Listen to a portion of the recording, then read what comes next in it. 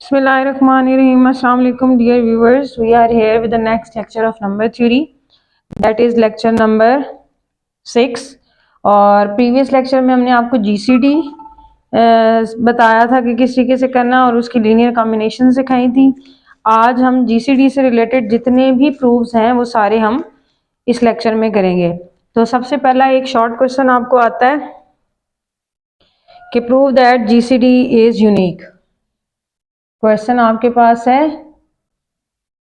Prove that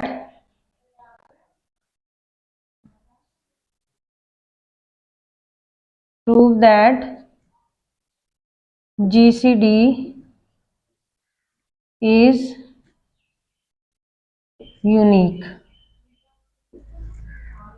इसका proof बहुत simple है। जिस तरीके से हम लोगों ने 4 और 8 का जीसीडी निकाला तो वो 4 आता है, तो वो हमेशा यूनिक है, उसके अलावा कोई और जीसीडी नहीं आ सकता। तो हमने यूनिक प्रूफ करना है, तो हम लेट कर लेते हैं कि 2 जीसीडीज हैं। नंबर ले लेते हैं ए और बी। एक जीसीडी इनका D1 है और दूसरा जीसीडी इसका D2 है। मतलब हमने कहा वो यूनिक नहीं है। यहाँ पर मैं जीसीडी की डेफिनेशन लिख रही हूँ, प्रॉपर्टीज बेसिकली। वो थ्रू आउट लेक्चर आपने अपने माइंड में रखनी है कि ये 3 प्रॉपर्टीज प्रीवियस लेक्चर में जो हमने पढ़ी हैं वो बार बार इस्तेमाल होंगी। एक तो जीसीडी हमेशा पॉजिटिव होता है, दूसरा डी जो जीसीडी होता है वो ए को भी डिवाइड करता है और बी को भी डिवाइड करता है। और अगर आपके पास if c is any other common divisor of A and b, then आपके पास उस वो जो कॉमन डिवाइजर सी है वो इस जीसीडी डी को भी डिवाइड करेगा। ये थ्रू आउट लेक्चर हम लोग प्रॉपर्टीज इस्तेमाल करेंगे, या आपने अपने माइंड में रखनी है। अब अगर ये जीसीडी है तो इसका मतलब क्या हुआ, बाय एक्सियम 2 D1 डिवाइड करेगा आपका ए को और D1 डिवाइड करेगा आपका बी को। ठीक है, इस तरीके से अगर हम यहां देखें तो यहाँ D2 डिवाइड करेगा ए को और D2 डिवाइड करेगा बी को। यहां तक ये बात क्लियर हो गई। अब अगर हम ये लेते हैं कि D1 जो है वो कॉमन डिवाइजर है, D1 being the GCD of A and B। अगर अब पहले केस में मैंने अगर D1 को GCD माना है तो फिर D2 जो होगा वो कॉमन डिवाइजर होगा। ठीक है, then D2 is common divisor. नजर आ रहा है, D2 ए को भी डिवाइड कर रहा है और बी को भी डिवाइड कर रहा है। D2 is common divisor of A and B. अब यहां से देखें, जो जीसीडी होता है उसमें और कॉमन डिवाइजर में क्या रिलेशन होता है, थर्ड एक्सियम से। जो कॉमन डिवाइजर होता है वो जीसीडी को डिवाइड करता है, कॉमन डिवाइजर जीसीडी को डिवाइड करेगा। यहाँ पर जीसीडी आपने किसको माना है, D1 को। कॉमन डिवाइजर किसको माना है, D2 को। तो इसका मतलब है D2 ने किसको डिवाइड करना है, D1 को डिवाइड करना है, और इसको आप इक्वेशन नंबर 1 कह लें। इसी तरीके से अगर आप मान लें कि D2 जीसीडी है, D2 being the GCD of A and B। अगर मैंने इसको GCD मान लिया तो इसका मतलब है D1 फिर कॉमन डिवाइजर बन गया। Then D1 is common divisor of A and B। तो थर्ड एक्सियम से फिर कॉमन डिवाइजर आपकी बार D1 है और जीसीडी D2 है, तो कॉमन डिवाइजर ने जीसीडी को डिवाइड करना है, तो D1 डिवाइड कर जाएगा D2 को। लेक्चर नंबर 1 में हम लोगों ने प्रॉपर्टीज पढ़ी थी कि अगर A डिवाइड करेगा B को और B डिवाइड करेगा A को तो A बराबर होगा प्लस माइनस B के। तो यहाँ पर D2 डिवाइड कर रहा है D1 को और D1 डिवाइड कर रहा है D2 को, तो यहाँ से आगे आपके पास D1 is equal to plus minus D2। अब आपके पास D1 या D2 ये दोनों ही जीसीडी हमने माने हुए थे, जीसीडी कभी नेगेटिव नहीं होता, पहले एक्सियम में आपको नजर आ रहा है। सो नेगेटिव वाला आप पॉइंट क्या कर दें, इग्नोर कर दें, तो आपके पास D1 और D2 क्या आगे सेम। हमने तो कहा था कि वो डिफरेंट जीसीडीज हैं, लेकिन वो तो क्या आ चुके हैं आपके पास सेम। तो यहां से आपके पास जीसीडी की यूनिकनेस क्या का प्रूव हो गया, ठीक है। उसके बाद नेक्स्ट प्रॉपर्टी पर चलते हैं। नेक्स्ट क्वेश्चन आपको क्या कहता है, प्रूफ्स। आज के लेक्चर में सारे हमने प्रूफ्स करने हैं। खुल जाओ।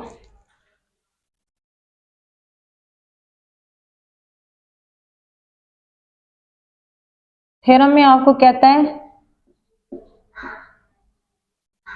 क्या, if A B set of integer से है और इन दोनों का जो जीसीडी उसने बताया हुआ है वो डी है, देन जब आप इस डी को इन नंबर से डिवाइड करेंगे, a by d, b by d is equal to 1। यहां पर इसका एक खास नाम है, वो याद रखिएगा।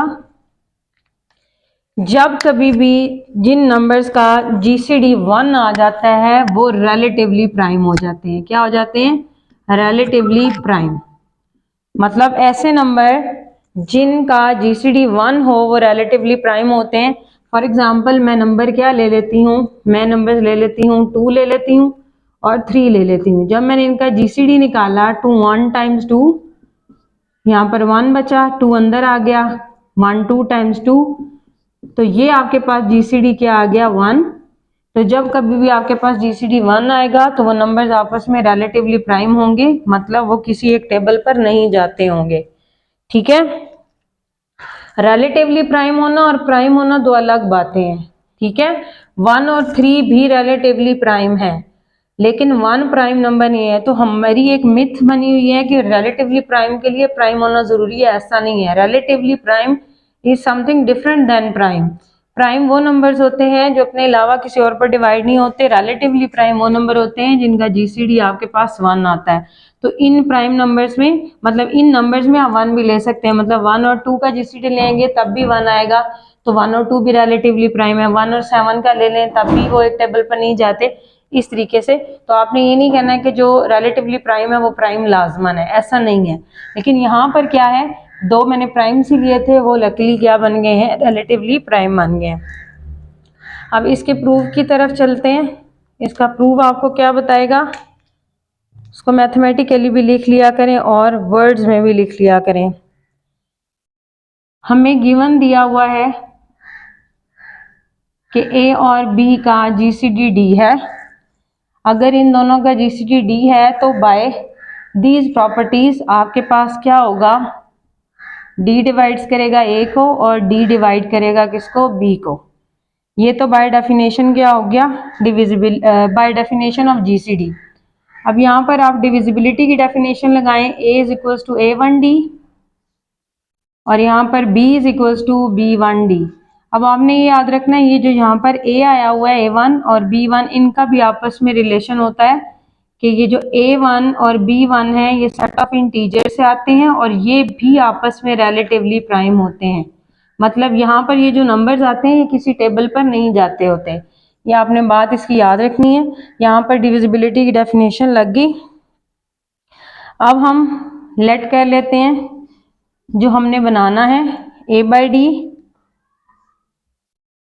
डी और b बाई डी, इसको हम लेट कर लेते हैं कि वो c है और हमारा टारगेट ये है कि c किसके इक्वल आना चाहिए, 1 के इक्वल आना चाहिए। अब c अगर जीसीडी है, मैं यहाँ पर इनकी वैल्यू सब्स्टिट्यूट कर लूँ, ऊपर वाली इक्वेशन में से आप a बाई डी निकालें तो यहाँ पर a1 आ जाएगा, यहाँ पर b1 आ जाएगा, that will be equals to c। मैंने आपको बाय डेफिनेशन पहले बता दिया कि a1 b1 1 के इक्वल है, लेकिन अब मैं यहाँ मैथमेटिकली आपको बताऊंगी कि कैसे है। अब ये जीसीडी बन गया तो इसका मतलब ये हो गया कि c ने डिवाइड करना है a1 को और c नहीं डिवाइड करना है b1 को। यहाँ पर दोबारा डिविजिबिलिटी की डेफिनेशन लगाएं तो आपके पास हो जाएगा A1 is equal to CB2 और यहाँ पर B1 किसके इक्वल आ जाएगा CB3 के। नेक्स्ट आप वैल्यू सब्स्टिट्यूट करेंगे सिंपली, आपके पास ये इक्वेशन है, इसमें आप A1 की वैल्यू सब्स्टिट्यूट कर दें तो आपके पास A की वैल्यू क्या बन जाएगी CB2D, उसको आप अरेंज करके लिखें B2CD। इसी तरीके से आप B1 की वैल्यू यहाँ लगा लें तो B की वैल्यू क्या बन जाएगी CB3, साथ में आ जाएगा D, सो B की वैल्यू बन जाएगी B3CD। यहाँ पर आप रिवर्स डेफिनेशन लगा लें डिविजिबिलिटी की तो वो आपको क्या बताएगी कि आपके पास CD डिवाइड कर रहा है किसको A को, और यहाँ पर CD किसको डिवाइड कर रहा है B को। इसका मतलब ये हुआ कि CD तो आपके पास कॉमन डिवाइजर आ गया किसका A और B का, लेकिन A और B का GCD तो आपके पास क्या आया हुआ है, आपने सपोज किया हुआ है A B का। यहाँ पर आप लिख लीजिएगा कि CD कॉमन डिवाइजर है किसका A और B का, लेकिन GCD क्या है D, इसका मतलब है कॉमन डिवाइजर ने उसको डिवाइड करना है, या वर्ड्स में लिख लीजिएगा। सो बाय थर्ड एक्सियम में कह सकती हूँ कि CD डिवाइड करता है D को। अब इसको आपने रफली देखना है क्या है, CD डिवाइड करता है D को, इसको दूसरी तरीके से मैं इस तरह से लिख सकती हूँ कि D डिवाइड CD।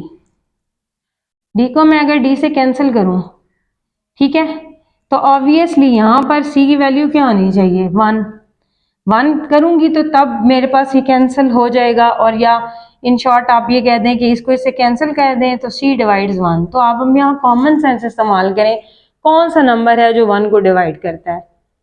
आप ये वाला लॉजिक लेना चाहें ये ले लें, ये लेना चाहें ये ले लें, मैंने इधर से आपको इजीली बता दिया है CD डिवाइड्स D, D को कैंसिल करें तो C डिवाइड्स 1। ठीक है, कौन सा दुनिया में नंबर है जो 1 को डिवाइड करता है, वो 1 इटसेल्फ है, 1 ही 1 को डिवाइड करता है। तो C की वैल्यू क्या होगी, यहाँ पर लाजमन 1 होगी। C की अगर वैल्यू आपके पास 1 हो गई तो हम यहाँ पर क्या लिख सकते हैं, C की वैल्यू यहाँ से क्या हमारे पास आएगी 1 आएगी। C की वैल्यू 1 आएगी, उसको आप यहाँ पर सब्स्टिट्यूट करें, सो आपके पास थ्योरम क्या बन जाएगा A बाय D और B by D that is equals to 1। ये चीज़ आपने लिखनी है, नोट्स में डिफरेंट लॉजिक के साथ बताई जाती है, आपको जो इजी लगे आप उस चीज़ को प्रोलॉन्ग कर सकते हैं। नेक्स्ट क्वेश्चन है,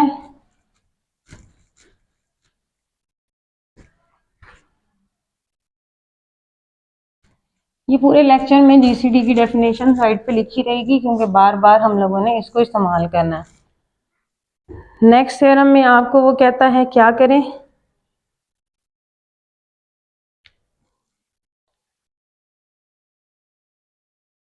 क्वेश्चन में कह रहा है show that MA MB is equals to MAB where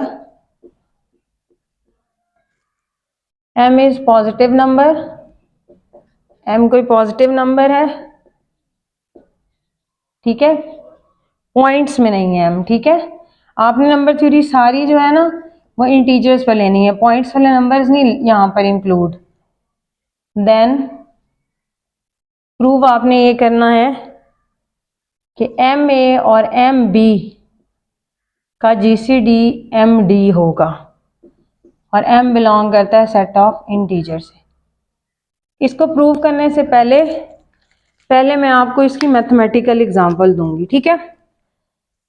कहता है हमें नजर आ रहा है यहाँ पर हमें A भी चाहिए, B भी चाहिए, M भी चाहिए और D भी चाहिए। तो हम सबसे पहले यहाँ पर रफली A अगर आप ले लें 4 और B ले लें आप 6 और इसका GCD आप निकालें 6 4 4 1 टाइम्स 4 ट्वाइस 4 2 2 2 टाइम्स 4, तो आपके पास GCD क्या आ गया 2। इसका मतलब है यहाँ पर A B के साथ आपको D भी मिल गया है, वो क्या मिला है 2, ठीक है। अब आप क्या करें, कहता है m कोई सा भी पॉजिटिव नंबर ले लें। m मैं ले लेती हूँ 3 मेरे पास पॉजिटिव नंबर है। अब आपने अपने माइंड में ये रखना है कि मैंने ये क्राइटेरिया पूरा करना है, ठीक है, ये क्राइटेरिया मैंने पूरा करना है और ये भी पूरा करना है, ठीक है। दो चीजें हैं, वो कैसे? बहुत सिंपल सा है, नंबर्स मैंने आपके सामने लिख दिए हैं। अब इन वैल्यूज को आप इनमें सब्स्टिट्यूट करें। पहले आप एम ए बनाएं, फिर आप एम बी बनाएं। एम ए यहाँ पर एम ए क्या वैल्यू देगा? M A, this is M, this is A, 4 3 12। M B आपके पास क्या बनाएगा? This is M, this is B, 6 3 18। अब आप क्या निकालें? इसका एलसीएम ले लें, सॉरी जीसीडी ले लें। 12 1 टाइम 12 आपके पास क्या आ गया? 6 6 2 टाइम्स 12, तो आपके पास जीसीडी आ गया 6। अब इन वैल्यूज को आप यहाँ सब्स्टिट्यूट करें रफली। एम ए और एम बी का जीसीडी आपके पास क्या आया हुआ है? इस सारे का आंसर 6 आया हुआ है। ए और बी का जीसीडी आपके पास क्या आया हुआ है? 2। इस 2 को आप क्या लिख सकते हैं? इस 2 को लिख सकते हैं ए बी का जीसीडी 2 है। जैसे इस 6 को लिख सकते हैं एम ए का और एम बी का जीसीडी 6 है। अब यहाँ पर देखें 3 आपने क्या लिया हुआ था? सो एम क्या लिया हुआ था? 3 और ए बी का जीसीडी आपके पास क्या आया हुआ है? 2। तो अब देखें ये रिजल्ट आपका ट्रू हो गया, 6 इज इक्वल टू 6 आ गया है। इसी तरीके से अगर आप यहाँ पर देखें एम ए और एम बी का जीसीडी आपके पास 6 आया हुआ है, यहाँ पर 6 लिख लें। आपके पास एम क्या था? 3 और जीसीडी कॉमन डिवाइजर किस किस का है? D. D is a common greatest common divisor of A B. Greatest common divisor of A B is 2 over air. तो आप यहाँ वैल्यू लगा दें तो आपका 6 is equal to 6 means numerical वो आपको क्वेश्चन देगा नहीं और थ्योरेटिकल वो आपसे प्रूव मांगेगा, लेकिन आपको इसका मीनिंग आना चाहिए कि वो क्या कहना चाह रहा है। अब जो लिटरल मीनिंग्स हैं वो मैंने आपको बता दिए। इसमें से जो आपने मीनिंग्स अपने नॉलेज के लिए एक्सट्रैक्ट करना और बाकी चीज़ें छोड़ देनी है, वो आपने सिर्फ ये याद रखना है कि दो नंबर्स का अगर जीसीडी लिया जा रहा है तो उस जीसीडी में से अगर कोई कॉमन आता है तो हम निकाल सकते हैं बाहर। आप उस कॉमन को निकाल लें, कोई मसला नहीं होगा, ठीक है। मतलब जीसीडी में से कोई चीज अगर कॉमन आ रही होती है तो हम उसमें से कॉमन निकाल के जो चीज रह जाती है उसका जीसीडी निकाल के मल्टीप्लाई कर देते होते हैं।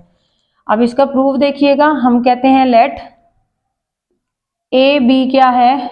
वो हमारे पास डी है, जिसने दिया हुआ है डी जीसीडी है, तो इसका मतलब है डी डिवाइड्स कर रहा है ए को, साथ में डी डिवाइड्स कर रहा है किसको? बी को। यहाँ पर आप डिविजिबिलिटी की डेफिनेशन लगाएं तो ए इज इक्वल्स टू A1D और यहाँ पर b is equals to B1D।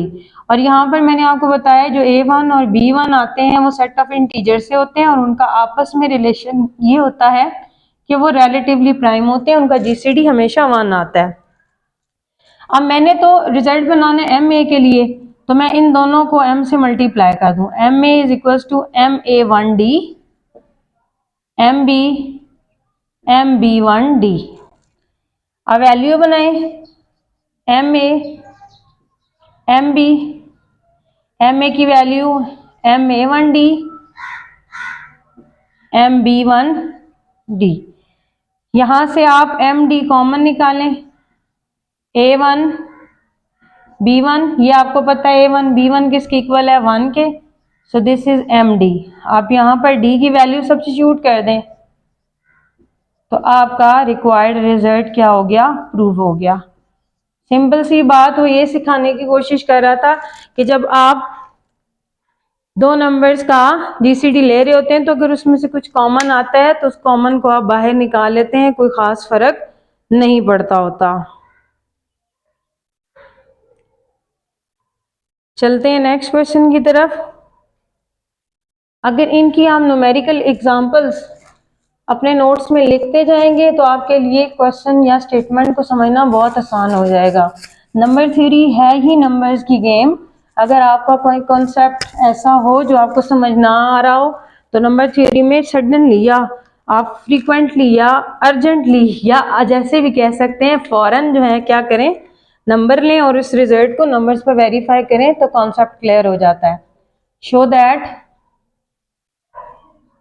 Feedback भी दिया करें, कमेंट सेक्शन में भी आया करें।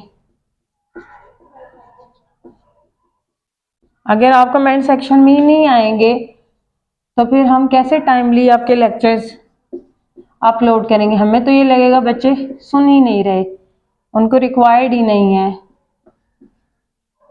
अच्छा, अब इसका सल्यूशन पर जाने से पहले उसी तरीके से इनकी मैथमेटिकल एग्जाम्पल पहले करते हैं, ठीक है?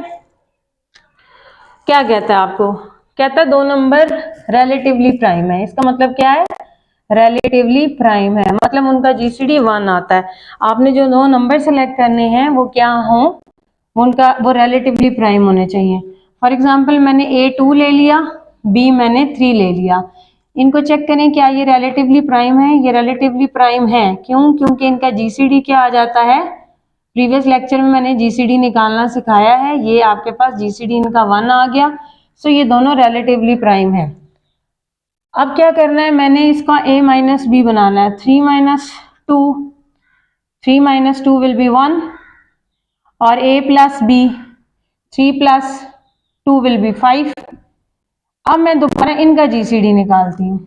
इनका जीसीडी निकालें, 1 5 टाइम्स 5, तो जीसीडी क्या आ गया? 1। पहला केस कि अगर आप रिलेटिवली प्राइम नंबर लेते हैं तो फिर ये जो एक्सप्रेशन होगा ये जीसीडी 1 देगा, ठीक है? वो यहाँ पर क्लियर हो गया। अब दूसरे केस में हमें कुछ नंबर्स ऐसे भी मिलने चाहिए जिनका जीसीडी 2, मतलब प्लस माइनस करेंगे तो जीसीडी क्या होगा वो। अच्छा, अब यहाँ पर ये नहीं सोच लेना a माइनस बी था तो आपके पास यहाँ पर 2 माइनस 1 आया, -1 को भी कन्वर्ट किया जा सकता है, कोई मसला नहीं है, ठीक है? अच्छा, अब हम क्या करेंगे? अब हम ऐसी एग्जांपल में आपको दूंगी जिसमें जीसीडी क्या आ रहा है? 2 आ रहा है, ठीक है? ए अगर मैं ले लेती हूँ 5, बी ले रही हूँ 7। जरूरी नहीं है ये a माइनस बी हो, ये b माइनस ए भी हो सकता है, कोई खास मसला नहीं है, ठीक है? अब इसको मैंने क्या करना है? अगर मैं इनका जीसीडी निकालूं, 5 1 times 5 it is 2, 2 2 2 times 4 1, 1 2 times 2, तो जीसीडी आपके पास आ गया 1। इसका मतलब ये हुआ कि ये जो दो नंबर आपने सिलेक्ट किए हुए थे ये रिलेटिवली प्राइम है, ये बात पूरी है। अब मैंने ये बात पूरी करनी है। अगर मैं इन दोनों को माइनस करूं तो मेरे पास नंबर क्या बनेगा? 7 minus 5 will be 2, 7 plus 5 will be 6। अब इनका जीसीडी चेक करें, 6 2 2 3 टाइम्स 6, तो आपके पास जीसीडी अब की बार क्या आ गया? 2 आ गया। इस तरीके से आप जो दो मर्जी रिलेटिवली प्राइम ले लें। आप रिलेटिवली प्राइम नंबर ले लीजिएगा 5 और 17, उसको चेक कर लीजिएगा, तो फिर आपको पता चल जाएगा जब ये नंबर्स बनाएंगे तो इनका आंसर हमेशा या 1 आया करेगा या 2 आया करेगा। इससे आगे पीछे आंसर आने के चांसेस नहीं होते। हमेशा आपके पास यहाँ 1 आएगा या फिर क्या आएगा? 2 आएगा। अब चलते हैं इसके प्रूफ की तरफ। इसका प्रूफ बहुत सिंपल सा है। आपके पास वो कहता है ए और बी रिलेटिवली प्राइम है, ये आपको गिवन है, ठीक है? क्वेश्चन में दिया हुआ है। हम लेट कर लेते हैं कि आपके पास जो a माइनस बी और a प्लस बी का जो जीसीडी है d है, और मेरा ये टारगेट है ये कि मैं d को प्रूव करूं, या वो 1 है या फिर वो क्या है? 2 है। अगर d इनका जीसीडी है तो इसका मतलब है d फिर डिवाइड कर रहा है a माइनस बी को भी, वो सेकंड प्रॉपर्टी के तहत, और इसी तरीके से d डिवाइड कर रहा है किसको? a प्लस बी को भी। अब जरा यहाँ पर गौर करें, हमने क्या करना है? हमने इनको एक दफा ऐड करना और एक दफा हम लोगों ने इसको क्या कर देना है? सब्ट्रैक्ट कर देना है। आप इन दोनों को एक दफा ऐड कर दें, मतलब यहाँ पर d डिवाइड करता है अगर इसको और d डिवाइड करता है इसको, तो इसका मतलब है d इनके सम को भी डिवाइड करेगा ना, a minus B plus a plus B. यहाँ पर ये वाला एक्सियम लगा है कि if A divides B, A divide C, then आपके पास ए डिवाइड करेगा बी प्लस सी। जिन्होंने प्रीवियस लेक्चर्स नहीं लिए वो पहले ये प्रॉपर्टीज गो थ्रू कर लें। ये आपके पास आ जाएगा D A minus B plus A minus B. आप इसको कैंसिल आउट कर दें तो आपके पास बन जाएगा डी डिवाइड्स टू ए। ठीक होगी बात। इसको आप इक्वेशन नंबर 4 कह लें या 3 कह लें या 3 कह लें, जो नोट्स आप फॉलो करें उसके मुताबिक ही चलते हैं। इसको इक्वेशन नंबर 1 कह लें और इसको इक्वेशन नंबर 2 कह लें, अदरवाइज आपकी अपनी मर्जी है। एक दफ़ा मैंने इनको क्या किया, ऐड किया, और एक दफ़ा मैंने इनको सब्ट्रैक्ट करना है। लेकिन सब्ट्रैक्ट करते हुए भी आपने ये माइंड में रखना है कि यहाँ पर पॉजिटिव नंबर बने।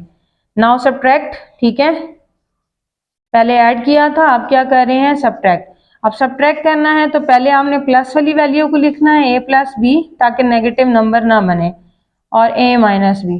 जब आप इसको ओपन करेंगे तो डी डिवाइड करेगा ए प्लस बी माइनस ए प्लस बी।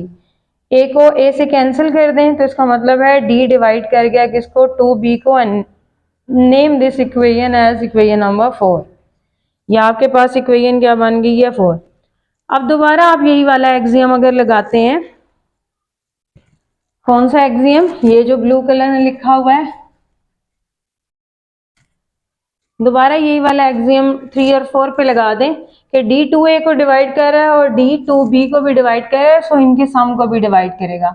तो डी डिवाइड करेगा 2a प्लस 2b को। इधर रेफरेंस वही है कि इफ a डिवाइड करता है b को और a डिवाइड करता है c को, देन a उनके सम को भी डिवाइड करेगा। ठीक होगी बात। अब यहाँ से आप कॉमन ले लें तो आपके पास 2 इंटू ए प्लस बी हो जाएगा। यहां तक स्ट्रेट फॉरवर्ड सी बात थी। अब यहां पर आपने देखना है कि डी अगर इसके प्रोडक्ट को डिवाइड कर रहे हैं, एग्जांपल देती हूं, अगर आपके पास 3 जो है वो 6 को डिवाइड करता है, ठीक है, तो मैं इसको स्प्लिट करके लिख सकती हूँ 3 इंटू 2.3। तो ये जो प्रोडक्ट होगा, जिसको फैक्टर्स जिसके बनाए होंगे, अगर पूरे केस की हमने प्रॉपर्टी पढ़ी है पीछे कि अगर आपके पास क्या होता है कि 3 डिवाइड करता है ए बी को, तो वो या ए को डिवाइड कर रहा होगा या बी को डिवाइड कर रहा होगा। ठीक है, तो अब यहाँ पर 2 केसेस बन जाते हैं। ये देखें 3 को डिवाइड कर रहा है, हो सकता है मैं यहाँ पर 4 लेती, यहाँ पर मैं 16 ले लेती। ठीक है, तो 4 इंटू मैं 4 कर लेती, तो दोनों को डिवाइड करना, और का मतलब है एक को भी कर सकता है, 2 को भी कर सकता है, या दोनों को भी कर सकता है, या पहले को कर ले या दूसरे को, या दोनों को भी कर सकता है। तो ये यहाँ पर ये वाला मैंने लॉजिक लगाया, तो d डिवाइड्स 2 और d divides a plus B, ये 2 बातें मेरे पास ऐसे बन गई। अच्छा,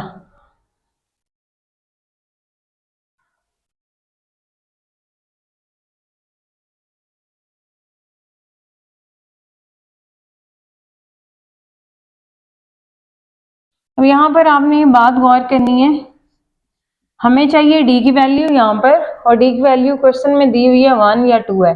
यहाँ पर कॉमन सेंस वाली बात है, या तो जो 1 होता है वो हर नंबर को डिवाइड करता होता है, मतलब 1 2 को डिवाइड करता है, 1 हर नंबर को डिवाइड करता होता है, या फिर नंबर खुद को खुद डिवाइड करता होता है। तो 2 ही चांसेस हैं।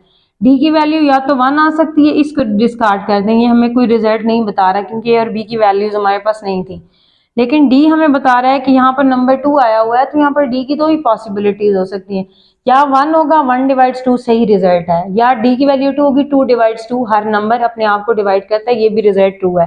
तो यहाँ पर आपके पास कॉमन सेंस यूज करते हुए डी की वैल्यू या तो 1 आ सकती है इस रिजल्ट से, इसको डिस्कार्ड कर दें, और d is equals to 2। D या तो 1 आएगा या 2, बेशक आप लॉजिक लिख लीजिएगा कि 1 डिवाइड्स एवरी नंबर और a number always divides itself. So आपके पास ये थ्योरम प्रूव हो गया हुआ है कि a minus B A plus B या तो 1 है या फिर वो क्या है 2। यहाँ पर आपने इसकी वैल्यू को इंसर्ट कर दिया। ये आपके पास हो गई प्रॉपर्टी। नेक्स्ट हम लोग चलते हैं नेक्स्ट क्वेश्चन की तरफ।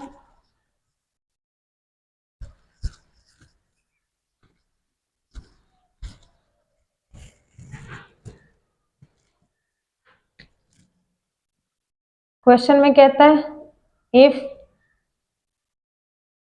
C divides AB and CB is equals to 1, then C divides A। इसकी पहले आप मैथमेटिकल एग्जाम्पल ले लें। अल्लाह इतनी बहुत नाखून पे लगा है।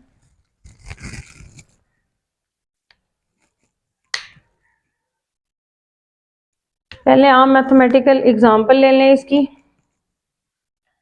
कहता है आपने दो नंबर लेने हैं C और B जो रिलेटिवली प्राइम हो। तो मैं नंबर ले लेती हूँ C 5 ले लेती हूँ, B मैं 2 ले लेती हूँ। और मुझे पता है कि मैं अगर इनका GCD निकालूंगी तो मेरे पास 1 आएगा, तो ये रिलेटिवली प्राइम है। ठीक है, GCD मेरे पास 1 आ गया हुआ। ये रिलेटिवली प्राइम नंबर है, मतलब 5 और 2 का GCD मेरे पास 1 आ रहा है। ये मेरी बात पूरी है। आगे कहता है कि अगर C डिवाइड कर रहा है A B को, B तो मेरे पास ये है, अगर मैं यहाँ पर अब A की वैल्यू ले लेती हूँ 3, तो उसका प्रोडक्ट क्या बनेगा, A B का प्रोडक्ट बनेगा 2.36। ठीक है, C आपके पास क्या है, 6 बनता है, ये 6 बनता है। अब देखें C क्या डिवाइड कर रहा है A B को, C आपके पास 5 है, C आपके पास क्या है 5 तो डिवाइड ही नहीं करता। तो मतलब ये यहाँ पर इस A को लेते हुए ये रिजल्ट ट्रू नहीं हो रहा। फिर मैं A चेंज करके देखती हूँ कि रिजल्ट तो उसने दिया है, तो रिजल्ट तो बनेगा। ठीक है, अब मैं A ले लेती हूँ 10। अगर मैंने A ले लिया 10 तो मैंने बनाना है A B। तो यहाँ पर मेरे पास A B की वैल्यू क्या आएगी, A 2 है, B 10 है, तो ये आ गया 20। अब जरा देखें कि C डिवाइड कर रहा है A B को, जी कर रहा है, क्योंकि C की वैल्यू है 5 और A B की वैल्यू है 20।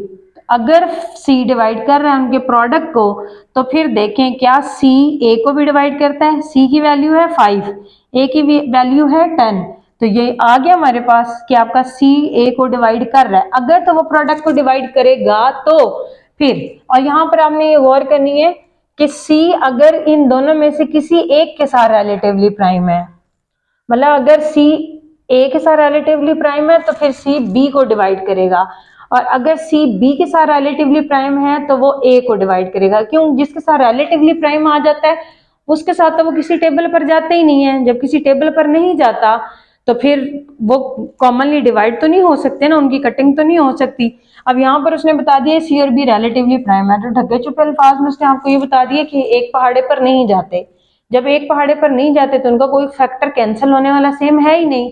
फिर अगर उनके प्रोडक्ट को डिवाइड कर रहा है तो इसका मतलब है फिर लाजमन दूसरे वाले नंबर को डिवाइड करता होगा। ये वो आपको सिखाने की कोशिश कर रहा है जो मैंने आपको मैथमेटिकल एग्जाम्पल में बताया। अब इसका ना प्रूफ हमने देखना है कि वो कैसे है। सोल्यूशन बेसिकली मुझे मालूम है C और B रिलेटिवली प्राइम है। जरूरी नहीं है कि पेपर में वो आपको C B रिलेटिवली प्राइम दे, वो C A रिलेटिवली प्राइम दे देगा, यहाँ C डिवाइड्स B हो जाएगा, कोई खास फर्क नहीं पड़ेगा। 1 है, ठीक है, रिलेटिवली प्राइम है, तो मैं प्रीवियसली पढ़ा चुकी हूँ कि मैं इनको लीनियर कॉम्बिनेशन में लिख सकती हूँ, कोई खास मसला नहीं है। यहाँ पर जो आपके पास x और y है वो सेट ऑफ इंटीजर से आ रहे हैं। अच्छा, मैंने इन दोनों को मल्टीप्लाई कर दिया a के साथ, ठीक है, क्योंकि मुझे a भी चाहिए। AC plus ABY is equal to A हो गया। Name it as equation number 1। अब यहाँ पर आप देखिएगा, आपको वो कहता है कि C डिवाइड करता है किसको, AB को। अगर C AB को डिवाइड करता है तो इसका मतलब है उसके मल्टीपल को भी डिवाइड करेगा। मतलब अगर AB को डिवाइड कर रहा है तो AB Y को भी क्या करेगा, डिवाइड करेगा।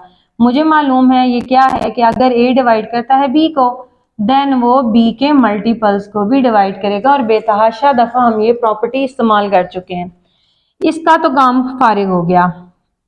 ऑल्सो हमें पता है हर नंबर खुद को डिवाइड करता है, C को डिवाइड करता है। अगर C को डिवाइड करता है तो इसका मतलब है C अपने मल्टीपल्स को भी डिवाइड करेगा। तो CAX बना लूं तो कोई मसला नहीं है, इसको भी डिवाइड कर गया, और इधर भी सेम वही आपके पास लॉजिक आया। अगर सी इसको भी डिवाइड कर रहा है और इसको भी डिवाइड कर रहा है, देन मैं कह सकती हूँ कि सी डिवाइड करेगा इनके सम को भी, a c x plus a b y को भी सी डिवाइड करेगा। रीजन ये है कि अगर ए डिवाइड कर रहा है बी को और ए डिवाइड कर रहा है सी को, देन आपके पास ए डिवाइड करेगा उन दोनों के सम को भी। इन दोनों का सम तो इक्वेशन नंबर 1 के तहत किसके इक्वल है, वो तो ए के इक्वल है, तो यहां से प्रूव हो गया कि सी डिवाइड कर गया ए को। इसका मैथमेटिकल मीनिंग बहुत ज्यादा था, इसके प्रूव में इतना कोई खास स्टेप्स नहीं थे, लेकिन मैथमेटिकल मीनिंग पर आपने ध्यान देना है कि वो आपसे क्या मांग रहा है और नियर फ्यूचर में आपके पास कहाँ कहाँ ये प्रॉपर्टी यूटिलाइज होगी। ठीक है,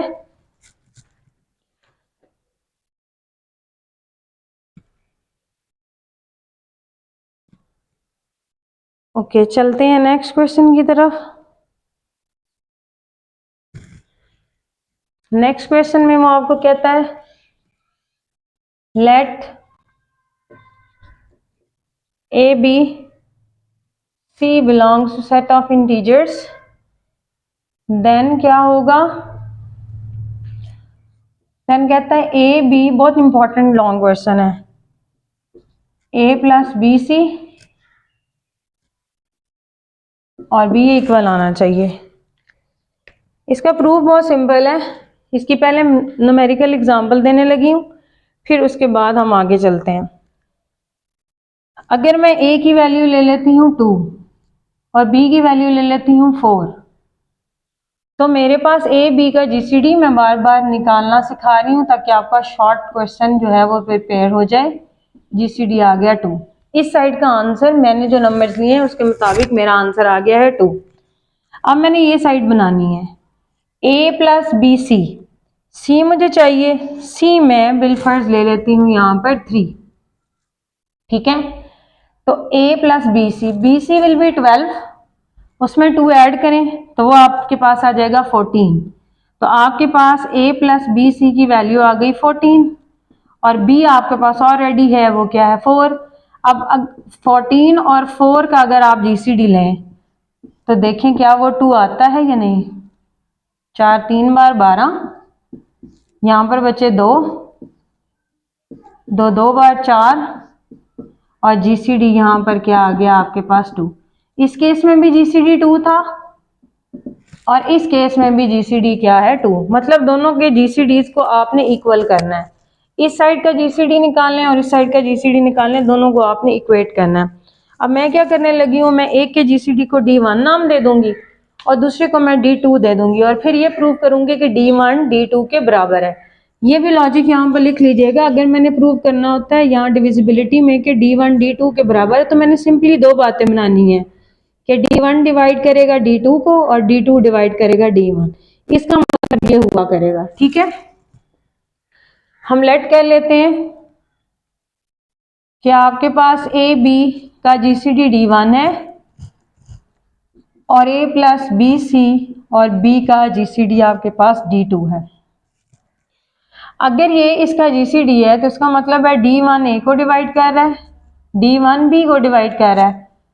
सिमिलरली अगर ये इसका जीसीडी है तो D2 डिवाइड कर रहा है ए प्लस बी सी को और साथ ही में D2 डिवाइड कर रहा है किसको, बी को। ये मैंने एग्जाम 2 वो जो ब्लू में लिखा हुआ है वो लगा दिया।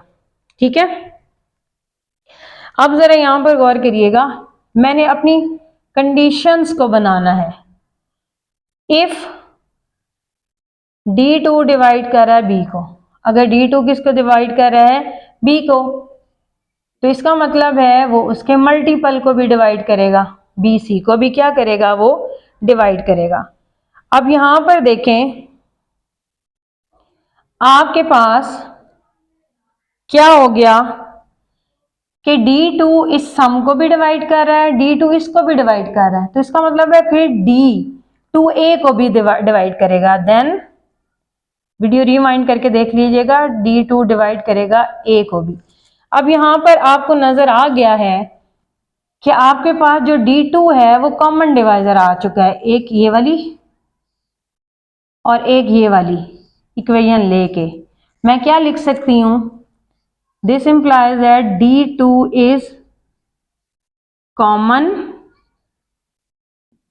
Divisor of A and B.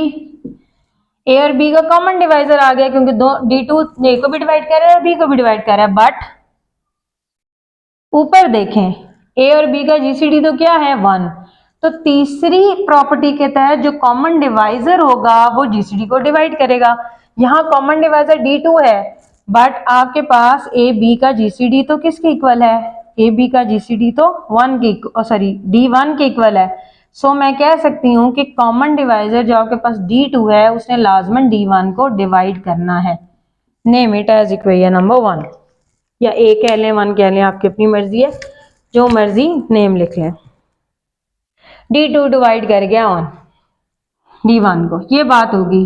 अब मैंने ये बनानी है, फिर दोनों को मिला के मैं ये लिख दूंगी और मेरा थ्योरम क्या हो जाएगा, प्रूव हो जाएगा। अब यहां देखें, सिंस आपको मालूम है D1 किसको डिवाइड करता है, ए को। अगर D1 ए को डिवाइड कर रहा है, ये देखें D1 ए को डिवाइड कर रहा है और साथ में D1 बी को डिवाइड कर रहा है, इसका मतलब है यहां से मैं अगर इसको आगे प्रोसीड करना चाहूं तो D1 बी सी को भी डिवाइड करेगा। अब मैं इसको और इसको इकट्ठा करूं तो मेरे पास बन जाएगा कि D1 इनके सम को भी डिवाइड करेगा। यहां पर तो मुझे पता चल गया क्या कि D1 is common divisor of, किस किस का कॉमन डिवाइजर आया है, ए प्लस बी सी का आया है और साथ में बी का आया है। ठीक है, एंड कर लेते हैं। बट मुझे तो ये मालूम है कि ये जो 2 नंबर मैंने यहां लिखे हैं टॉप पे, इनके जीसीडी को तो मैंने किसका नाम दिया हुआ है, D2 का नाम दिया हुआ है। इसका मतलब है ये कोई कॉमन डिवाइजर है इन दोनों नंबर का। थर्ड एक्सियम से कॉमन डिवाइजर ने डिवाइड करना है किसको, D को। मैं यहां पर लिख देती हूँ छोटा सा करके, कॉमन डिवाइजर अब की बार D1 है, D1 डिवाइड कर गया D2 को, name it as equation number B। दोनों को कंपेंसेट करें, D1 is equal to plus minus D2। Common divisor कभी नेगेटिव नहीं होता, इसलिए पॉजिटिव कंडीशन ले ली। रीपुटिंग करें तो A B is equal to A plus B C, साथ में आ गया पी। तो यहाँ पर ये वाला थ्योरम आपका क्या हो गया, कंप्लीट हो गया। सिंपल सा थ्योरम था, बस थोड़ा सा आपने लॉजिक अपने माइंड में रखना है और ध्यान इस बात पर देना है कि क्या हमें चीज़ें उस तरीके से समझ आ रही हैं जिस तरीके से हम समझने की कोशिश करते हैं या नहीं। नेक्स्ट एक छोटा सा क्वेश्चन है,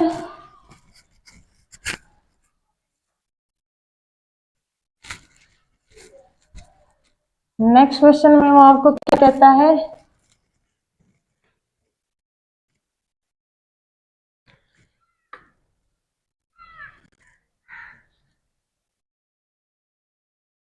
if B C are relatively prime, क्योंकि उनका जीसीडी क्या आ गया है 1, ठीक है, एंड आपके पास ए डिवाइड करता है सी को, देन ए बी भी रिलेटिवली प्राइम होंगे। समझने की कोशिश करें कि क्वेश्चन आपको क्या कह रहा है। वो ये कहता है कि अगर बी सी रिलेटिवली प्राइम है, बी और सी क्या है, वो एक टेबल पर नहीं जाते, और ए जो है वो सी को डिवाइड करता है, मतलब ए सी के टेबल पर या सी ए के टेबल पर जाता है। ठीक है, तो फिर आपके पास ए और बी भी रिलेटेड, ऑब्वियसली सिंपल सी बात है, बी और सी किसी एक टेबल पर नहीं जाते, रिलेशन है ए और सी का। ठीक है, अगर ए और सी का बिहेवियर एक जैसा है तो ऑब्वियसली फिर बी के साथ में सी लिखा हुआ, सी को मैं ए से रिप्लेस कर दूं फिर भी कोई फर्क नहीं पड़ेगा। ठीक है, तो वो यही आपको कह रहा है कि फिर ए बी भी क्या होगा, जो जो डिवाइड करेगा, जो जो डिवाइजर होगा ना सी का, वो बी के साथ वही बिहेवियर रखेगा जो बी का सी के साथ बिहेवियर था। ठीक है, सिंपल सा है, आपको गिवन है क्या कि ए डिवाइड करता है किसको, सी को। यहाँ पर आप डिविजिबिलिटी की डेफिनेशन लगाएं, C is equal to A P for P belongs to set of integers. Okay, also आपको दिया हुआ है क्या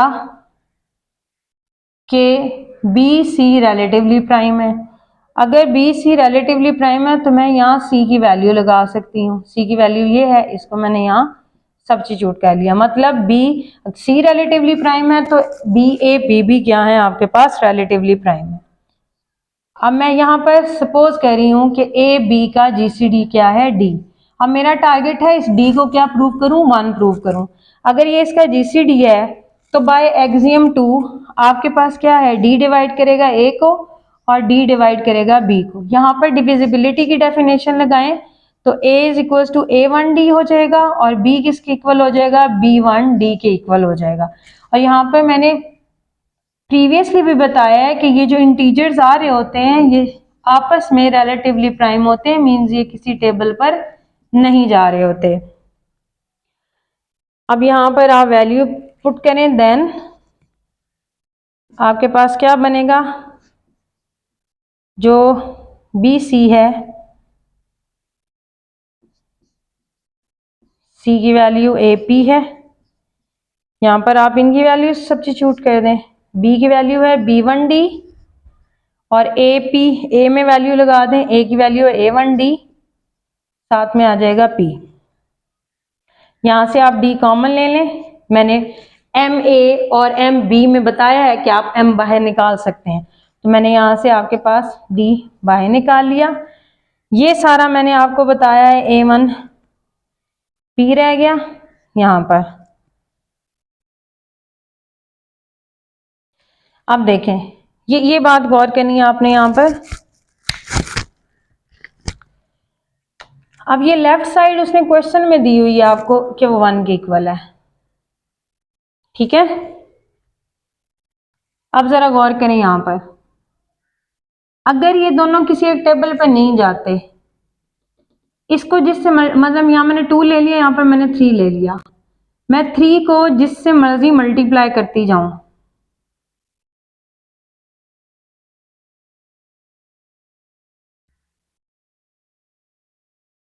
ठीक है। P सेट ऑफ इंटीजर्स है,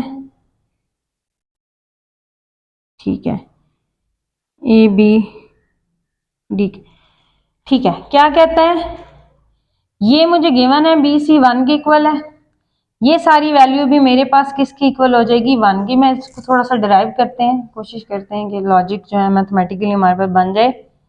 अगर मैं यहाँ पर बनाऊं 2 और 3,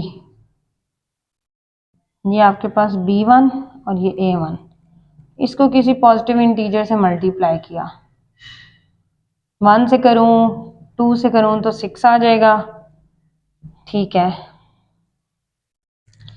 6 आ जाएगा, 6 से GCD 2 आ जाएगा, ठीक है।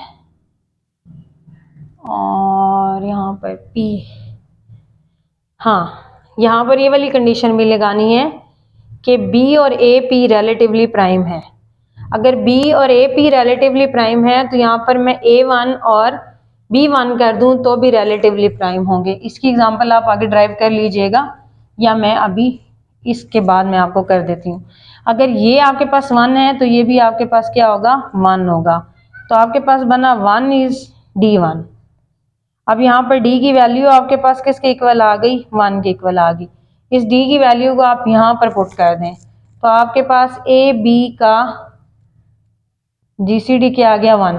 अब ये है कि मैं इसकी अगर मैं एग्जांपल आपको दे लूं तो आपने क्या करना है,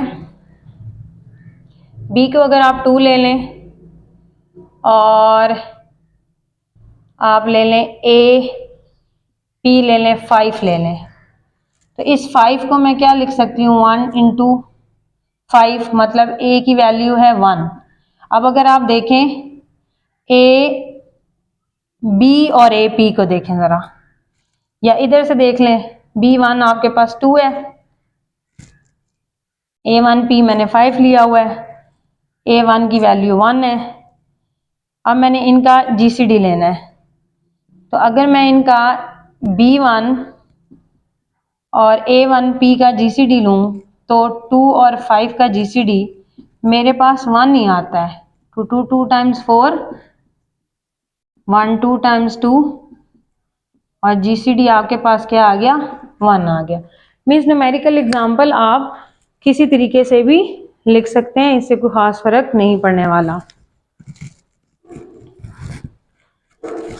नेक्स्ट चलते हैं नेक्स्ट क्वेश्चन की तरफ।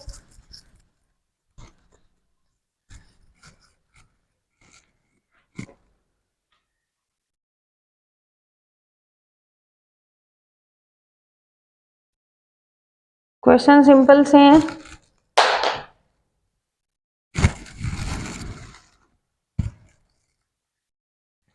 लेकिन थोड़ी एक्सप्लेनेशन डिमांड है इसकी।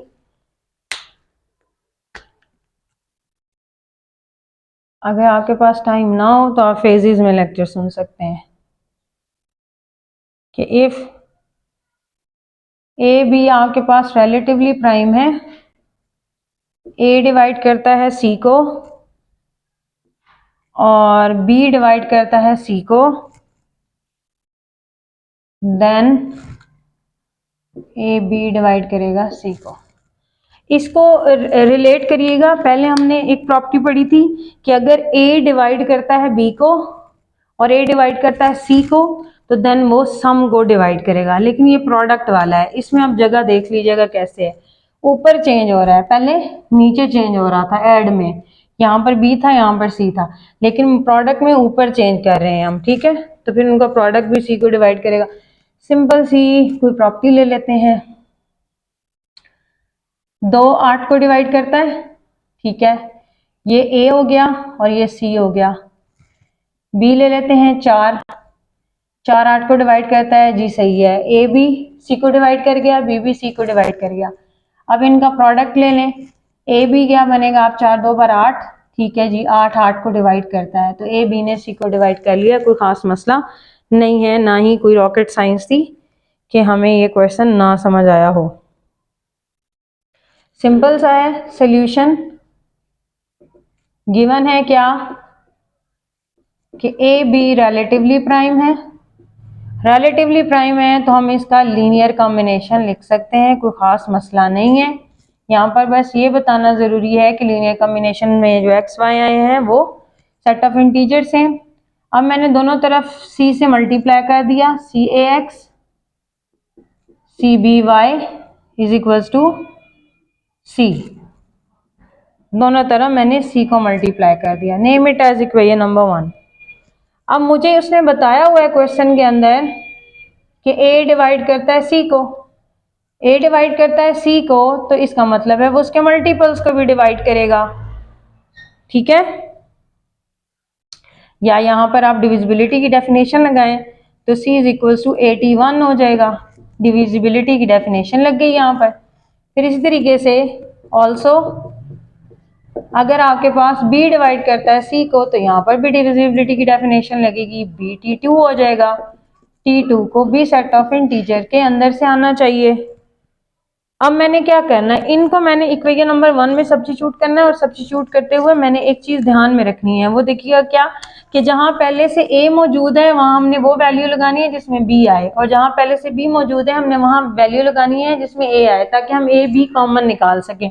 अदरवाइज आप बगैर देखे पुटिंग कर लेंगे तो हमारा कॉमन ही नहीं आएगा, बेसिकली हमने a b बनाना है ना, इसलिए पुटिंग करते हुए ध्यान रखिएगा इन दोनों वैल्यूज को यहाँ सब्स्टिट्यूट करना है। यहाँ पर सी ए ऑलरेडी था, मतलब ए इसमें ऑलरेडी था, तो यहाँ पर सी की वो वैल्यू लगानी है जिसमें बी हो, तो वो आपके पास बनेगा ए बी T2 साथ में एक्स, और यहाँ पर सी की वैल्यू आ जाएगी a T1 b Y is equal to c. इसमें से ए बी आप कॉमन ले लें तो आपके पास आ जाएगा T2x और यहाँ पर T1 y is equal to c. अब आप यहाँ गौर करें, एक्स वाई भी इंटीजर्स, T1 भी इंटीजर, T2 भी इंटीजर, तो उनको कॉम्बिनेशन देके जो नंबर बनेगा एडिशन के बाद वो भी इंटीजर ही होगा, तो ये कोई और इंटीजर है, इसको हमने 3 का नाम दे लिया, B3 इज इक्वल टू सी। यहाँ पर आप रिवर्स डेफिनेशन लगाएं डिविजिबिलिटी की तो ए बी डिवाइड कर जाएगा किसको, सी को, और यही वो आपको कहता था कि आपने क्वेश्चन के अंदर मुझे यही प्रूव करके देना है। सिंपल सा क्वेश्चन था, कोई खास कॉम्प्लिकेटेड रॉकेट साइंस इसमें नहीं थी।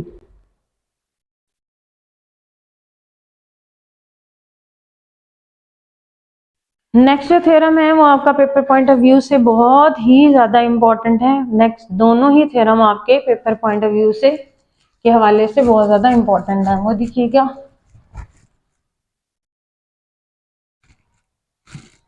ये कैसे हैं।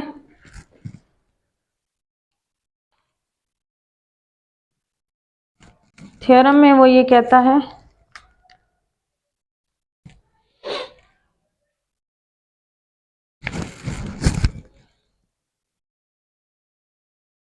थ्योरम कहता है if BC is equals to 1 then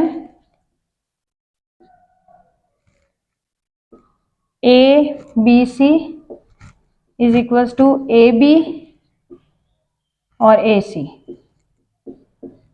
समझाने की कोशिश आपको क्या कर रहा है, समझा ये रहा है कि अगर प्रोडक्ट वाली टर्म होगी तो आप उसको स्प्लिट कर पाएंगे, कोई खास मसला नहीं है। ये प्रोडक्ट वाली टर्म है तो एक दफा ए के साथ आ जाएगा B और एक दफा ए के साथ आ जाएगा C। प्रूफ इसका देखते हैं। हमने सिंपली इसको क्या करना है, हमने लेट कहना है कि आपके पास A और BC का GCD D1 है, AB जो दूसरे नंबर पे लिखा हुआ है इसका GCD D2 है और जो तीसरे नंबर पर लिखा हुआ है इसका GCD 3 है। अब हमने क्या प्रूव करना है, वो विल प्रूव, हम क्या प्रूव करेंगे कि D1 आपका किसके इक्वल है, D1 आपका D2 D3 के इक्वल है, दोनों के प्रोडक्ट के। और इसका मतलब मैंने आपको भी बताया है कि हमने प्रूव करना है D1 डिवाइड करता है D2 D3 को एंड D2 D3 डिवाइड करता है D1 को। ये दो बातें हम लोगों ने प्रूव करनी है इसमें और सिंपल ही हो जाएगा। अगर ये इनका GCD है तो इसका क्या मतलब हुआ, इसका मतलब हुआ बाय एक्सियम 2 ऑफ GCD, वो जो आपके पास ब्लू कलर में लिखा हुआ है, लेक्चर के स्टार्ट में लिखा था, उसके मुताबिक अगर आप यहाँ पर देखें, यहाँ पर D1 A को डिवाइड कर रहा है, यहाँ D2 A को डिवाइड कर रहा है, यहाँ D3 A को डिवाइड कर रहा है। तो मैं यहाँ से रिजल्ट निकाल लेती हूँ कि मुझे पता है कि D2 A को डिवाइड कर रहा है, यहाँ से और क्या कर रहा है, D3 भी A को डिवाइड कर रहा है। ठीक है, अभी थोड़ी देर तो हम लोगों ने एक क्वेश्चन किया है, फिर इनका प्रोडक्ट भी किसको डिवाइड करेगा, A को। सिंस प्रॉपर्टी लिखें कि अगर A और B आपके पास रिलेटिवली प्राइम है और A डिवाइड कर रहा है C को और B डिवाइड कर रहा है C को, तो देन आपके पास A B भी डिवाइड करेगा C को। शर्त ये होती है कि ये जो A और B है ये किसी एक टेबल पे नहीं जाने चाहिए। आप ऐसे एग्जाम्पल मत बनाते रहिएगा कि यहाँ पर आप 2 ले लें और यहाँ पर 4 और फिर आप कहें कि 8 तो उसको डिवाइड ही नहीं कर रहा। वो जो यहाँ पर A और B लेने हैं ना, वो भी एक टेबल पर नहीं होने चाहिए, तब ये एक्सियम पूरा होता है, अदरवाइज नहीं। यहां से हमें क्या मिला,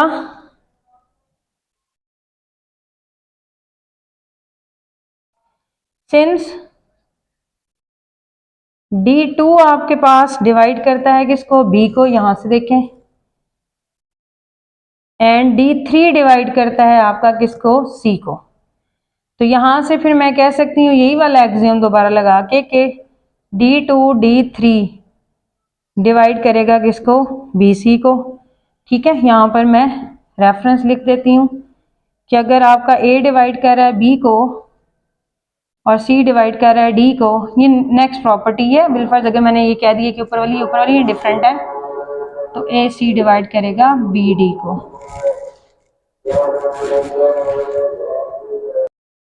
ओके, तो हम लोग यहाँ पर ये डिस्कस कर रहे थे कि D2 D3 डिवाइड कर गया BC को।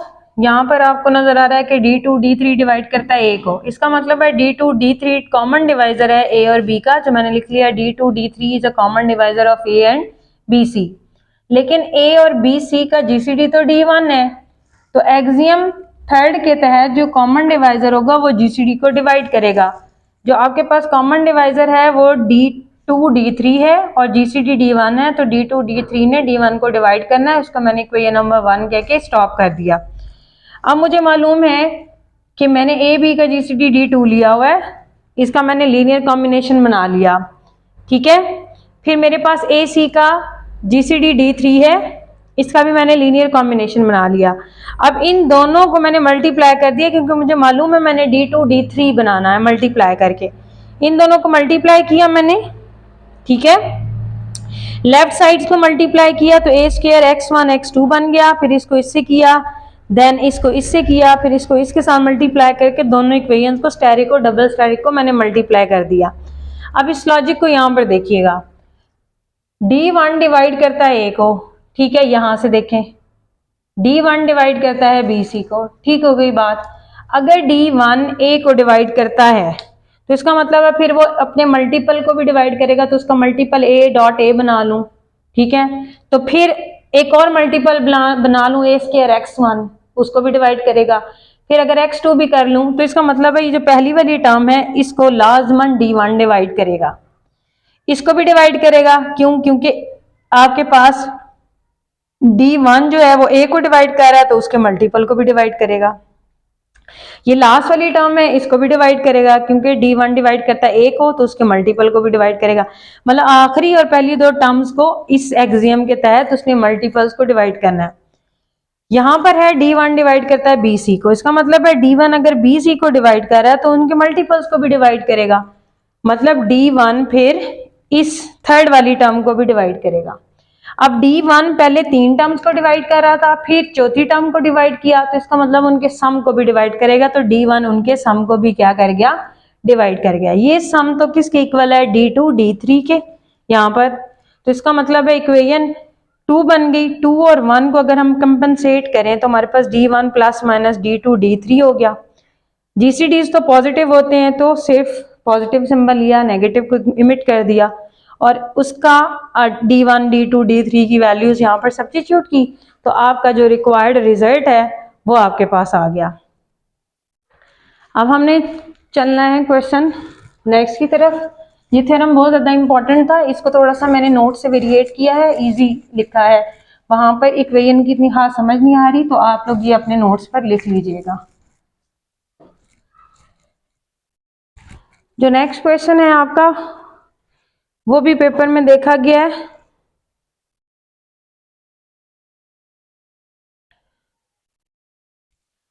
वो आपके पास है, यूक्लिडियन थ्योरम से की फॉर्म कुछ बनाई हुई है उसने। लेमा आपके पास क्या है कि अगर आपके पास a b belongs to z such that a किसके इक्वल है, बी क्यू प्लस आर, और आर पर कंडीशन क्या है कि वो 0 से बड़ा हो लेकिन बी से क्या हो, छोटा हो। देन आपने शो क्या करना है, देन आपके पास ए बी किसके इक्वल होगा, बी आर के इक्वल होगा। न्यूमेरिकल वैल्यूज मैं आपको वैसे बोल देती हूँ, आप उसके साथ चेक कर लीजिएगा। अगर फिर भी समझ नहीं आएगी तो आप कमेंट सेक्शन में एक कमेंट ड्रॉप कर दीजिएगा, मैं कमेंट में उसको क्या या नेक्स्ट शॉर्ट में बना दूंगी, उसको एक्सप्लेन कर दूंगी। अगर आप ए को 7 ले लें और बी को 2 ले लें तो आपके पास ये वैल्यू सेटिस्फाइड हो जाएंगी, ठीक है। ये सारी 2 और 7 ले लें, और ये फॉर्म मैंने आपको यूक्लिडियन थ्योरम में बनाना सिखाई है। 7 is equal to 2 into 3 plus 1 हो जाएगा, क्यू की वैल्यू 3 हो जाएगी और आर की वैल्यू 1। तो फिर आप GCDs निकालेंगे तो वो 1 1 आएगा, ठीक है। इसके प्रूफ में हम क्या करते हैं, लेट कर लेते हैं कि ए बी क्या है, D1 है। मतलब मैंने इन दोनों को इक्वेट करना है, इसको D1 इसको D2 कह लेती हूँ। बी आर क्या है, D2 है। अब डिविजिबिलिटी GCD की डेफिनेशन से D1 ने A को डिवाइड किया, D1 ने B को डिवाइड किया, इधर से D2 ने B को डिवाइड किया, D2 ने R को डिवाइड किया, ठीक है।